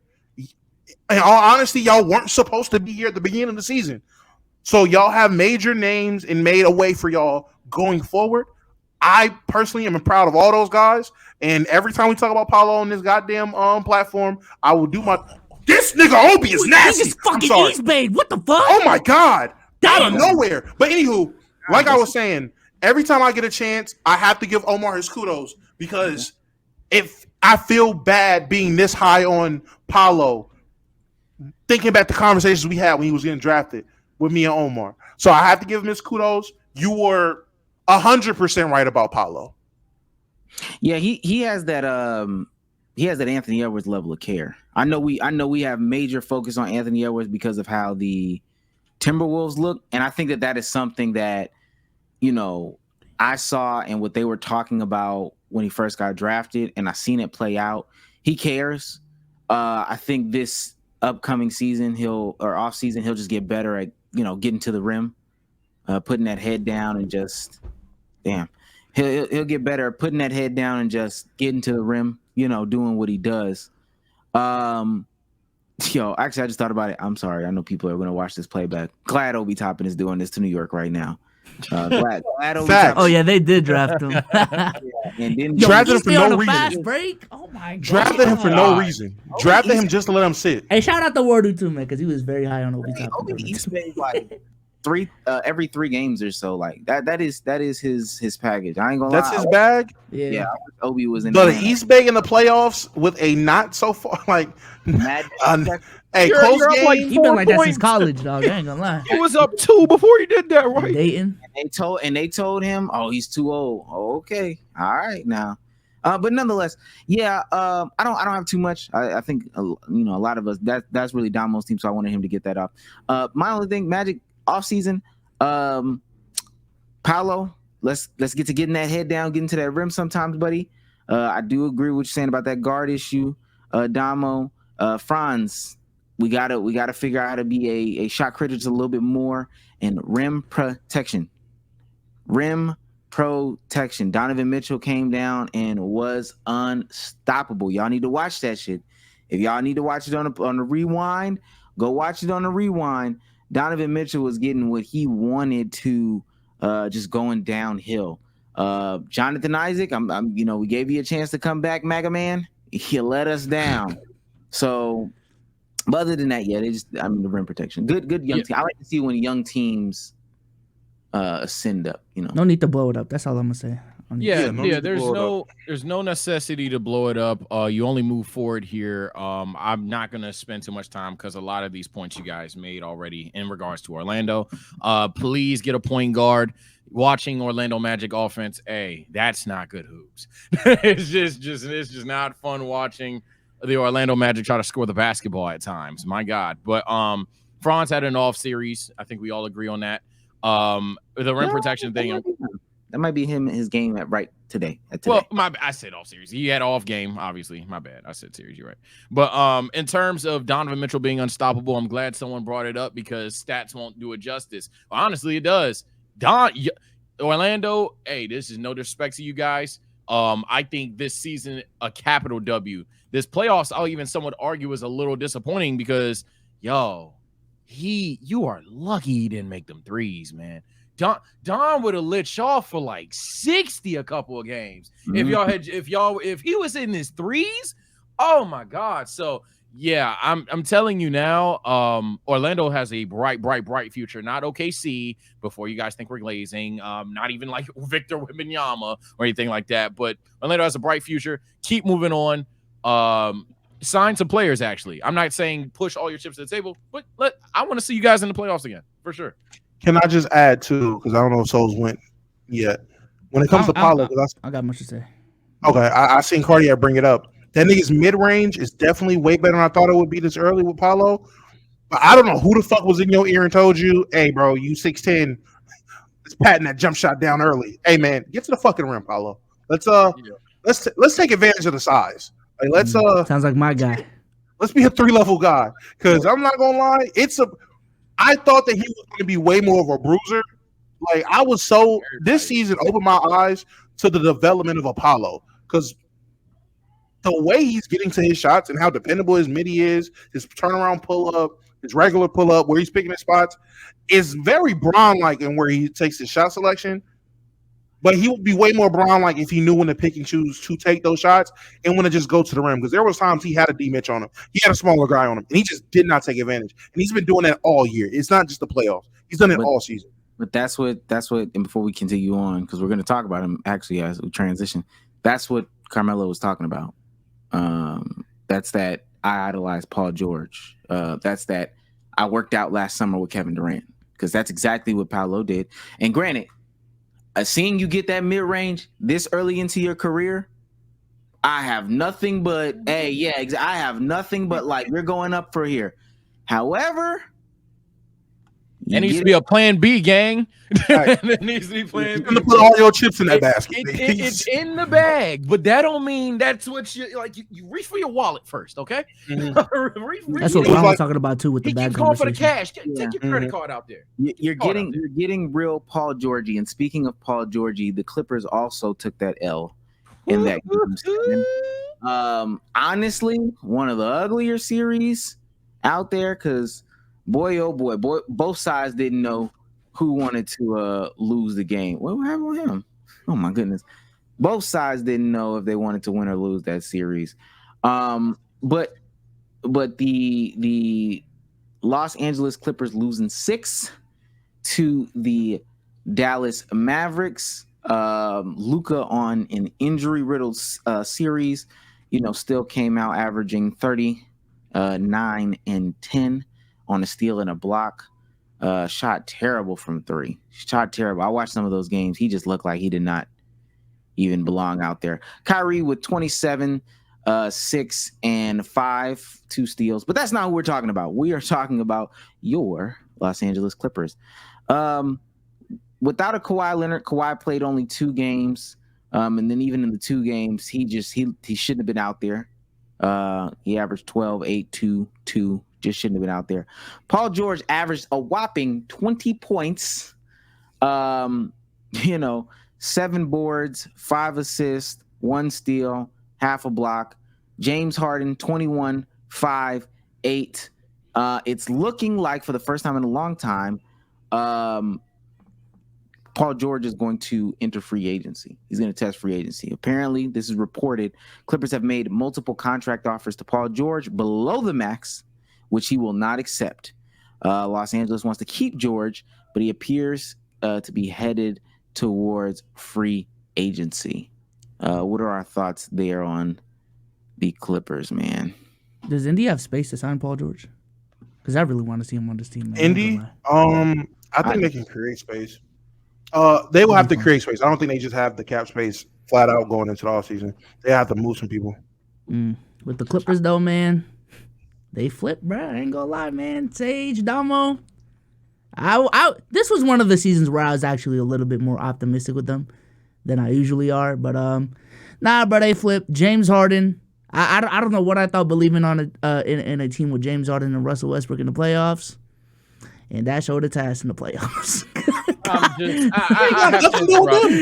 I have to interrupt, man. Go ahead, Sage. I think what's funny about the Clippers so much, and it sounds hot takey, but it should be an iceberg take, is how lucky the Clippers are that the Lakers play in the same stadium. I mean, holy shit, if Kawhi's name was LeBron James, right? Like, and we talk about this all the time, and then we're seen as haters time in and time out. And yes, they've beaten Luka in the past. But I'm just talking about the principle of what the King of LA was supposed to do. Now, is injury a bitch? For sure. And I've even defended Kawhi when you're injured. Hey, bro, I don't want to see you limping on the court, but don't play. But at the end of the day, this is like, we talk about the process failing. We're questioning if LeBron and AD worked. Dog, this is like a major what the fuck? They didn't get any rings assignment here, and we just don't care. we just act like it doesn't. It like Paul George, Kawhi Leonard, two-way wings. Then you get you a point guard. You go from a playmaking point guard, a defensive point guard, to a playmaking point guard, then a scoring and playmaking point guard. None of that works. You get you some bigs all over the place, whether they're physical, floor spacers, or just straight up rebounders. None of that works. At the end of the day, you can dumb down every season that this team has had to Kawhi getting hurt. Paul George can't do it by himself. Every season, literally all of them, let alone if we wanted to talk about their actual play, which, to be fair, whenever Kawhi is there, I think he's played well, but he's never there. Now let's really talk about how, like, this team, despite its expectations, we just don't care. Souls brought it up. Harden and Russ. What have they shown you? What have they shown you that they were going to do in the postseason for everyone to say this year, oh, I believe in the Clippers? Hell, every year y'all have been saying, oh, I believe in the Clippers. I am tired of this team. They're not even like on my top 3 most hated anymore. Because at this point, I just knew what it was. Just blind dick suck. I ain't going to cap. I'm happy this team is blowing it up from a non-biased perspective. They really do. I only have like 4 teams that I think should tank and push the button. And I'm not saying tank in terms of trade everybody, get good players and try to win next year. I'm saying no, be ass next season. They're one of the teams, man. The Clippers, it failed, bro. You're a dragon. Only thing I can say is I don't think that they can blow it up. Yeah, the all LA team I think would mean something for the first couple of years of the new stadium. I don't even necessarily think it's about not producing or whatever the case may be. It's about having an identity and just having all the LA guys embrace the new LA team with how influential, and especially Paul George. Paul George could be the voice of LA basketball and stuff that's coming down the pipeline. So you let other people go, but you can't. I don't think that you blow this up just because of the financial situation that they're in. Now, if we're talking about winning, these guys are 40. it is what it is. Let's move around. Let's shift. But they have other financial things going on, so you know. Before Damo goes, man, I just want to get it off, dog. I'm same thing with Embiid, dog. I'm done with Kawhi, bro. I looked at his history since he's become a Clipper. Aside from 2020, he has never been there when they got eliminated. Like, I understand he played well leading up to the point, but the reason why every single year this team does not make it as deep as they should be is because Kawhi Leonard is not there. He is not healthy. He's not reliable. And the only time he was there when they got eliminated, he choked it the fuck up in Game 7 versus Denver. I can't, dog. And then they'll tell you that they didn't take it seriously.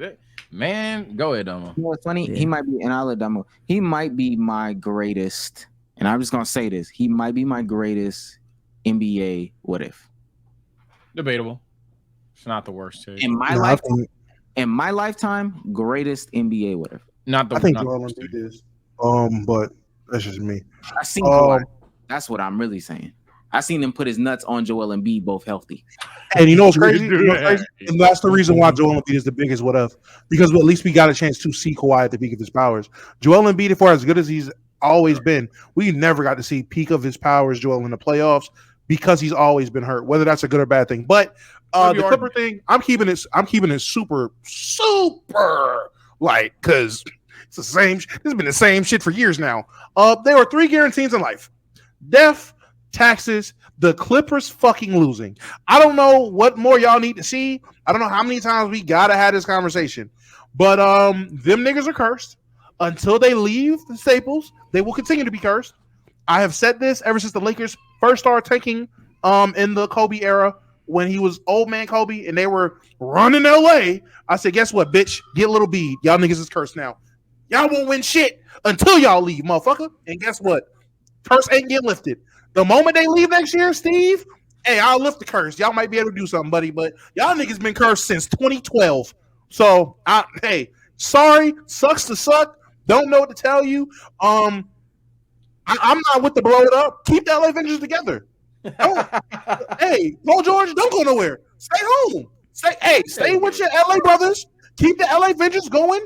Y'all about to go crazy this summer, bumping Not Like Us and Crip walking all over stages with Kendrick. Like, hey, enjoy it. Because starting next year, the Clippers won't be cursed, and y'all actually will be able to do something. It just sucks y'all had to be playing in the Staples, which is the Staples, it's not crypto. It just sucks y'all had to be in the Staples. It just sucks that a lot of y'all fake-ass fans who only came around a Loud City time, it sucks they had to talk shit. It sucks that they had to get y'all cursed. That's tough. And if I'm Steve Ballmer, yeah, I'm getting Kawhi in my office. We're having a conversation. I don't give a fuck what it costs me under the table. You are sitting your black ass down all season. You are low managing the fuck. You are playing 1 game a week like it's football. You are legit. I don't care about no first team on NBA. I don't care about no first team on defense. I don't care about no all-star team. You are here to win a championship. I don't care about none of that. If you want money, I'll give you money. We'll give you money. Money will be here for you, I promise. You are sitting your black ass down with your fucked up knees. Because at this point, the shit's not a game. This nigga knees is actually degenerative. Shit crazy. Yeah, I think we can also conclude by saying the Thunder won the trade. That's a very cold take, ladies and gentlemen, but the Thunder absolutely won the SGA, Paul George, and a bajillion and a million draft picks trade, right? Yeah. Before we go any forward, can I get a round of applause, B-Souls?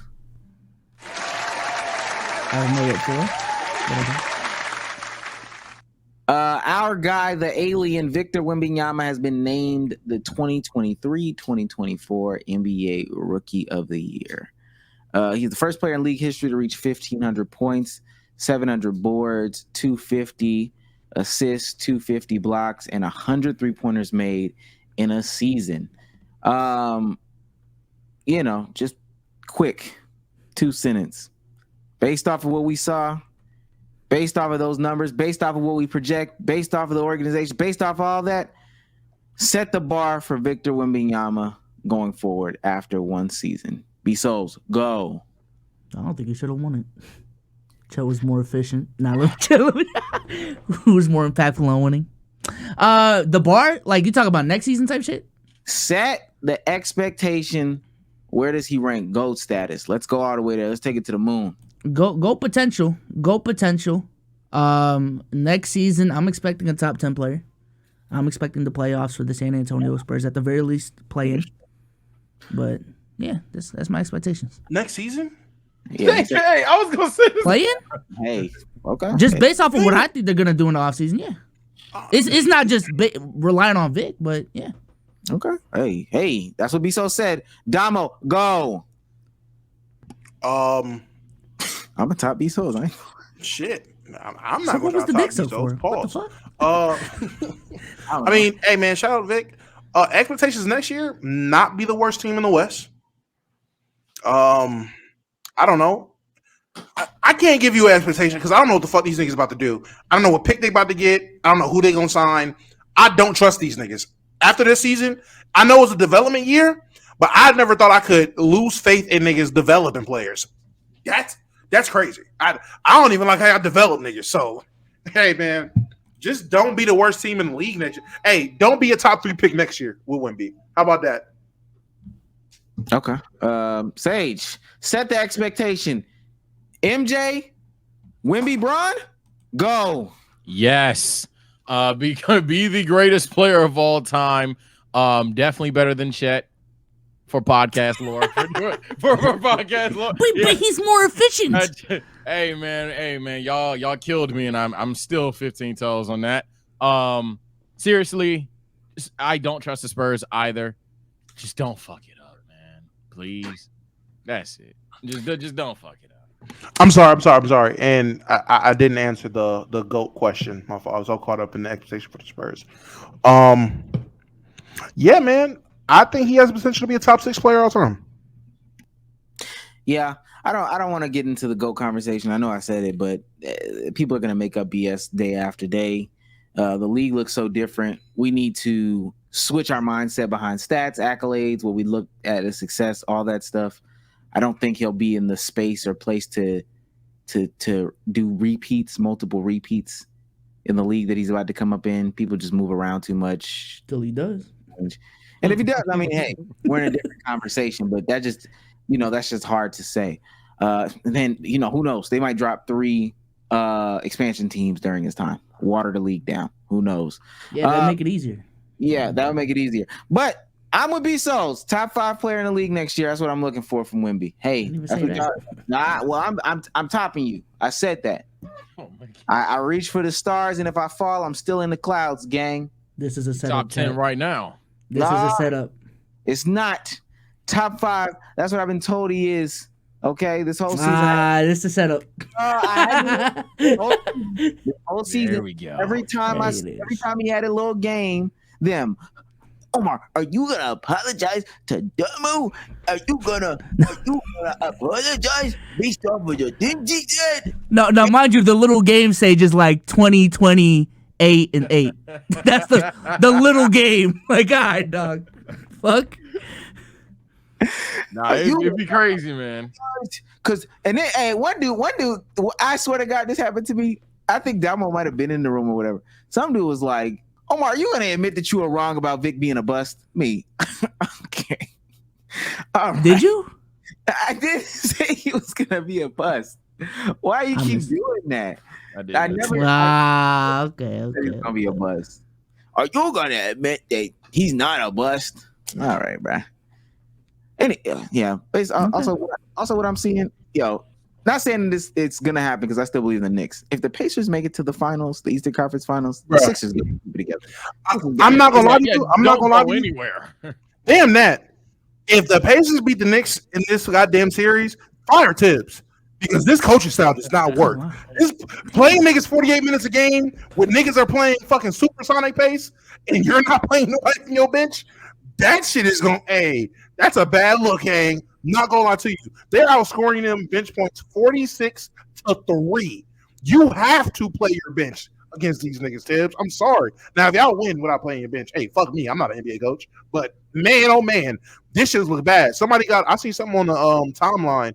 Somebody's like, yo, like in between the timeouts, they're like, yo, Josh Hart had to like step away and take a couple of deep breaths because he almost passed out from fucking exhaustion. I'm like, God damn, can I get that clip, please?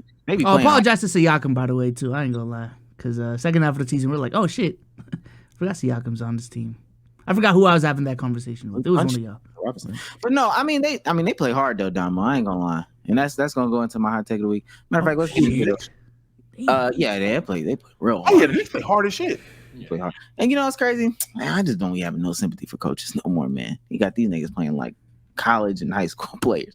I don't know. Smart, man. I'm over here looking at, you know, players on the Hawks walk up and down the court, and then, you know, Spoelstra is out here got niggas diving for balls that ain't even on the floor. Just, you know, and Tom Thibodeau got people running their calf muscles off. But I'm supposed to believe, oh, you know, they're athletes, they're professionals. You can't get those guys to play like that. Shut up. Let's get into our hot takes of the week, man. Sage. Oh shit, I'm starting off. All right, well, this probably is my coldest take in a long time for people with brains, but apparently a lot of you guys are stupid. Darvin Ham is not a scapegoat, and the Lakers do not have a coach firing problem. This is the nastiest agenda I've seen pushed about this team. I thought we were done talking about this team because they're not even here. But unfortunately, we're still talking about them. Ladies and gentlemen, the Lakers coaching history in the 5 years or whatever has been, let me pull it back up, but subpar to say the very least. We had, what was it? Byron Scott, he was okay. Not really. Actually, no, he fucking sucked. Damn. Process will be all that other shit. Fine. We had Luke Walton. Then we had Frank Vogel, who I think is fantastic. Then we had Darvin Ham. Now, correct me if I'm wrong. How many would you want your team to hire Darvin Ham or Luke Walton right now? Anybody, any situation that wants Darvin Ham or not Frank Vogel or Luke Walton coaching your team? No. This is the nastiest agenda I've seen pushed for zero reason. The Lakers are not on they have a firing problem. They have a hiring problem. They are hiring awful coaches consistently. And the one coach that they had that was good, they let player love and the power of friendship get in the way of that. That's the problem in LA. It's the damn front office here. It's not the fucking coaches, because if anything, the coach, like they're some of the worst coaches in the league of that season. What are you talking about, bro? Y'all are dumb. Okay. No. Yeah, man. Mine's isn't a hot take of the week. Mine's is a give flowers where flowers are due and not even admit when I'm wrong, but genuinely just give flowers. Sha'Carri, what happened? That you're apologizing to me finally, but go ahead. I'm apologizing to you. I don't got nothing to apologize to you for. Anyway, everybody knows what you should be, but it's okay. Go ahead. Just go ahead. I don't know what you're talking about. There's a person I do need to apologize to, and that's Sha'Carri Richardson. Years ago on this very same platform, she went out there and came in dead last, and she was the laughing stock of the internet for that week. I was one of the people who were super hard on her about the antics, about some of the shit she said about some of the other races at that time. I was very hard on her at that point in time. Her redemption arc has been crazy for those of you that's been paying attention. I paid attention to it a little bit, not saying I watched every race, but I have been noticing her winning races, still competing, still getting better. And for her to go out and do what she just did, this race right here, is fucking incredible. Fucking incredible. Literally starts in the last lane, in last place, and just stays on her pace and beats not one, not two. Is that three Jamaicans? She beat three of them motherfuckers. She's her. She's her. So hey man, I'm giving flowers. Fuck a hot take. I'm giving flowers. Shout out Sha'Carri. You do your thing. You go, girl. That's it. That's all I want to say. Shout out to her. Apparently Jamaican not like that no more, but I feel you. Have they ever been? Oh, let me stop. I'm going to get them going. Stop. Let me stop. My boy B. Bobby. Oh, this is a hot take now. Jason Tatum's better than your favorite player. Yes, sir. Yes, sir. Yes, sir. Unless it's Jokic. Unless it's Luka. Thank God. Yeah. He's better than your favorite player. He's not talking to me. Yeah. That's all I got to say, man. Every single time someone has a good game, all I see on the timeline is, better than Jason Tatum. All right, bro. Roll the ball out, bro. Beat him. Beat him. Ant will. Okay. Hey, chat, right now, Ant JT, go. Go. Prisoners of the moment. Ant Jason, go. How many? How many moments? Mine isn't the hottest. Hot take for but we're gonna have to do some talking about this. You know, past Friday, y'all know I'm gonna make y'all watch a women's basketball. I don't care what y'all talk about. Mommy played in her first game, and let's just say the kid will be all right. Him. But reality will. But that's a travel. Is this reality? But are you saying that a rookie was able to play basketball in the pros? How? Wait, step backs don't work in the What a league? concept. The draft class actually has WNBA professional talent? How? And that was on Natasha Howard, somebody that's known for a little bit of D in the big D. And there's some other highlights. Please go watch. The full game is on YouTube, which I don't know how these people are getting away with this stuff. Susan just don't care no more. She's But not there anymore. oh yeah, she's not. My God, whoever that new guy is, Damn. W the new guy might try to get a nip slip off. But that's not. I did want to remark though. She said she was gassed at the end of the game. She had to get subbed out. She had to beg for it. One, stop running around like it's college. All right, gang, she's not gonna work. Who, Caitlyn was gassed? Yeah, she's out here running around like it's still college, and these girls is a little bit stronger. So you run around like a chicken with your head cut off. You get bumped by your little brother, and it don't really affect you. She running around, get bumped by a grown woman. That kind of hurt. She was running around like it was Iowa, and not getting the ball either, and just running just for the sake of running. That don't work. Learn pace. Learn when to pick your spots, gang. That's my biggest thing. But that's not really my hot take. My God, and this is y'all's fault because this doesn't just exist with women's basketball. This is something that is in regular basketball, and I swear to God, we've got to get away from it. Tommy Beer on Twitter puts in quotation marks, "She won't be able to do that stuff in the WNBA," end quotes, LOL. And that's the Caitlin Clark shot. Jordan says she took 15 shots and 13 of them were threes. She only made 5. You did not eat with this one, sir. And so then he continues on to talk about why this isn't the full picture. Don't take the highlights. This isn't that good. Yada, yada, yada. People are overrating it. Da, da, da, da. First and foremost, she shot 38% from 3, 39% with the round. Second of all, she shot 61% true shooting. Either y'all are going to watch the games or shut up because y'all can't interpret the data. My hot take of the week is, and I'm back on it, we need to put away the analytics unless you are certified in the analytics. Just put it away. You need to take a class. There needs to be a way to do the class. Y'all can't spew analytics or even just box score metrics if you're not going to give the full context or watch the full games, et cetera, et cetera. I don't want to see it anymore. Yeah, unironically, I know I've echoed my Kobe Dwight masterclass all the time in terms of that finals matchup, but even this postseason, even during this playoffs, I think I said the right thing. What am I talking about? Anyway, Donovan Mitchell against Orlando. You look at the stats, box score, you'd think he was average. Literally, he makes his threes.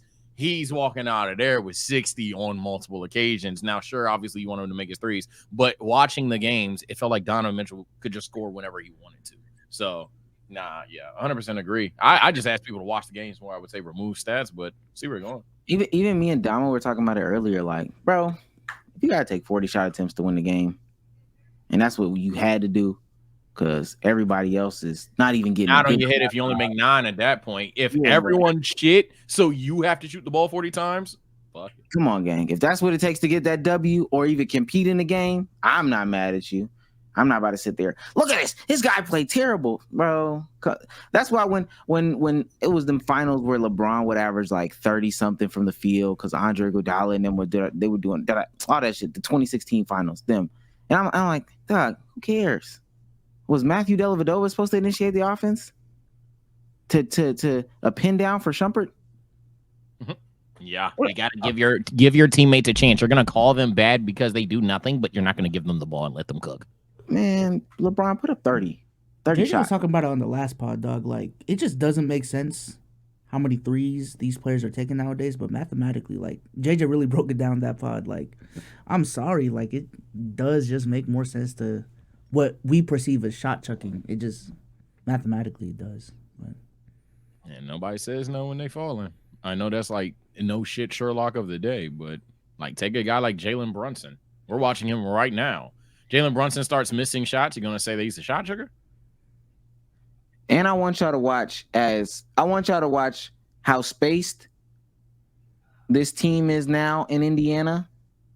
And when and even in the NBA, when teams establish floor spacers on their team, watch how spaced they get versus the year prior to that bullshit. This right here, and any other day where this screen is set, her foot is outside the 3-point line. They don't firmly inside. Ain't nobody setting no screens like this in order to get folks open. Look at how, and mind you, this look how far down her big is playing. Like, look where she at. This is literally when people would be like, "Man, what would Jokic and like these current players look like in the '90s?" This is what it would look like. Jokic should go say Jamal Murray the screen out here. Like, you want to be down there like, what the fuck is he about? What he about to do out there? What is he about to do out there? I'm right here with it. JB going crazy. And look at how far she has to chase. Because look at where she ends up. She don't even take this screen like in a traditional way. She just finds space. And then she shoots that motherfucker. Come on, gang. Now, this is my complaint, Omar. Why isn't she stepping up? She going to her left, stopping for a mid-range there. She has the space to do that. Instead, she wanted to take dumb 40-footers. That's not going to do anything. It's just going to ruin your efficiency. This look like NBA spacing, gang. No, I hate when people try to do this isn't going to work in the league thing, and it's the wrong thing. I know that's like a weird thing to say, but like, for example, Trae Young's offense won't work in the league. Actually, it's the fact that he's like 5'11". That won't work. like, geez, maybe if we just thought about this, but the idea that like Trae Young's shot selection or passing, which was crazy, won't work. I don't know. What? What do people even think like when they say it won't work? Like, shut down, shooting 25%. They think like Pat Bev Lonzo Ball game 1, but like all career long, like the entirety of their career. It's just like no, that's dumb. This person, number 10 in the corner, might be replaced with like, I don't know, Kelsey Mitchell, third in all-time scoring in women's college basketball, real scorer. So this person would be glued a little bit more to her. Look at the spacing. If this person has to slide over just a little bit more because there's a real 3-point threat here, come on, bro. I don't know. Niggas don't know what they're talking about. Y'all want to get y'all narratives off and y'all can't even interpret the data. In fact, this has been a long ass pod. I ended with this. Another hot take, probably a scorcher. If you could shoot 30% from 30, all shots, good shots, keep shooting. I would be remiss if we didn't touch on it. I know we're reaching that mark, but we're gonna squeeze this in. I'm not gonna lie. Gil and the boys heard JJ Redick and heard his comments on Michael Jordan, and so they said they had to clap back. Gil and the Sunshine Band, starting with Rashad McCants. Well, you know what I'm saying? And then proceeds to say it's watered down. Michael Jordan did what he did for the game, right?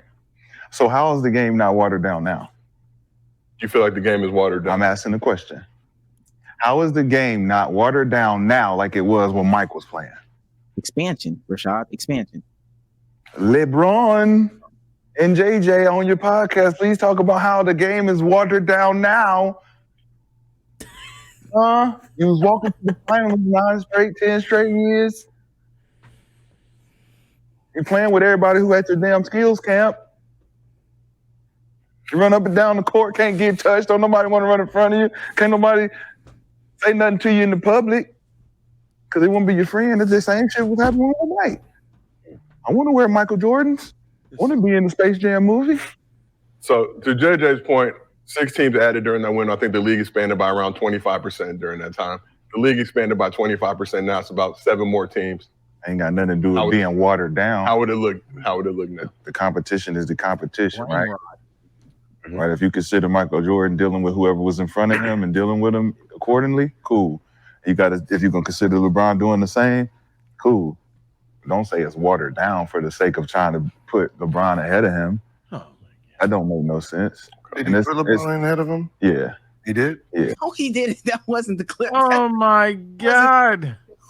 Did he even say LeBron was the No, GOAT? no, and I have to. I don't know if there's more clip, but I have to go back to a Souls. I have to go to a Souls and Sage classic thing. This is what me and Souls talk about when we say some of you just talk to get your shit off. Nobody mentioned that LeBron is the greatest player, but it's just vibes. It's just vibes. And even if he did, that still doesn't. You're not arguing as to water down or not. You just a vibes argument. What are we doing? Somebody in chat said, bro, Rashard literally said on Gil's show that the first time he saw Bron in a party, he got mad and went to the gym and fucked his knee up and his career. It's more than basketball for him. That's crazy. That's crazy. Let me keep playing it because he's about to piss me off. Is that LeBron's number 1? Yeah. I don't think he said that. Yeah, that's what he was insinuating to his crowd. Insinuating? Yeah, it's insinuation. 21 years at the highest level. So what did he say about Kobe? Did he say anything about Kobe? Not that particular clip, but prior to that clip, Shaq basically said if you're going to have a GOAT debate, there's no way that you can't include Kobe in it. So Gil, when you hear JJ Redick saying that the NBA was watered down during MJ's era by adding 6 additional teams and 90 players, what is your reaction to that? I think he's inaccurate on his math. I can see where his math is coming from. 6 teams, 15 players is 90 players, right? So that's where he's getting it from, not realizing, what history was.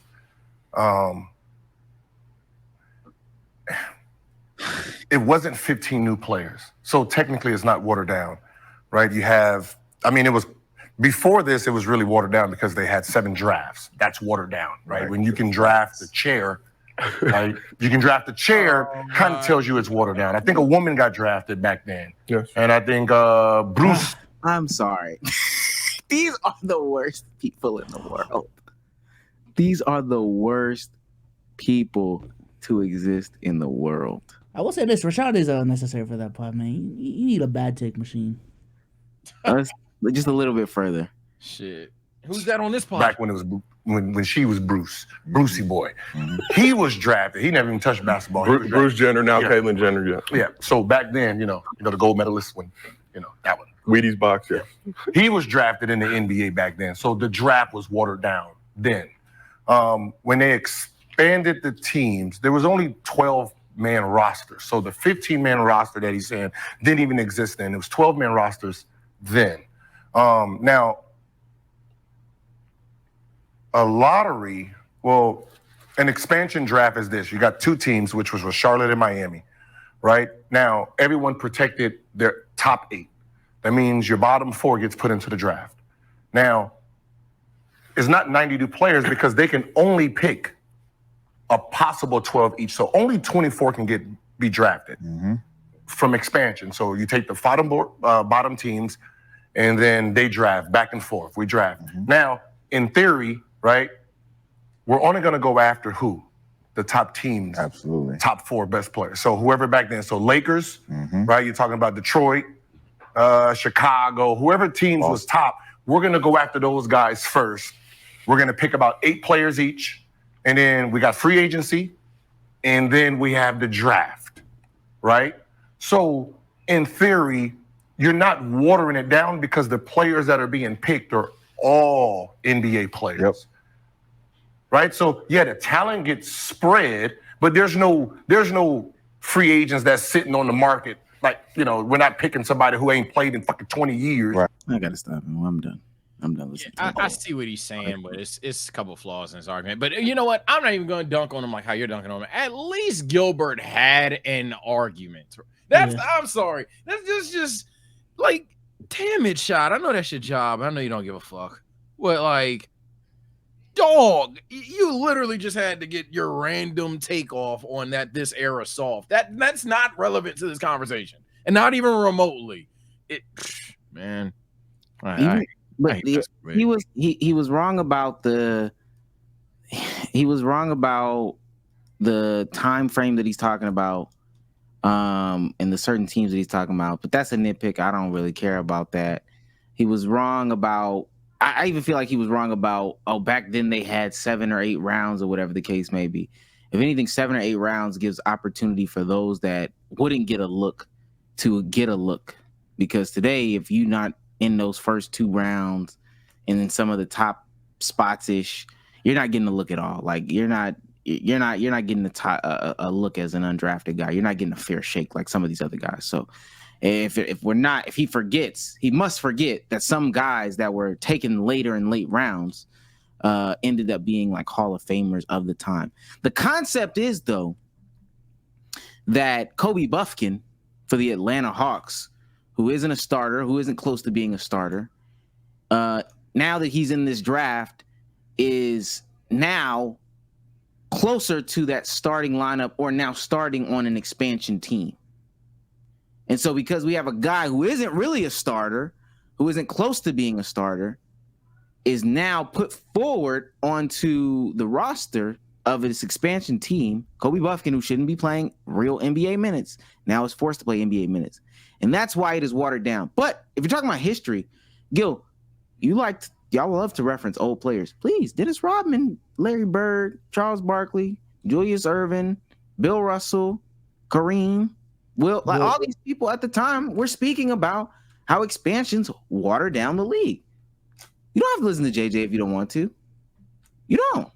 Also, the take favors Kobe, which is like Rashad's guy. Like that's a push for Kobe to be better than LeBron, but for some reason it's just a LeBron push that is definitely for Kobe Jordan. I'm sorry, just can't. Yeah. Or not necessarily Kobe over LeBron, but at least Kobe over MJ. Yeah. I'm so sick of these. That it just depressed me. I'm sorry if I was supposed to be animated in the clip. It was just so damn dumb. Yeah, no, I was gonna retweet whatever y'all saying because that shit was stupid. Type shit. Dumb, bro. Well, with that being said, Drewski and Ruby Rose really out here kissing on the lips. I thought it was troll. That's real.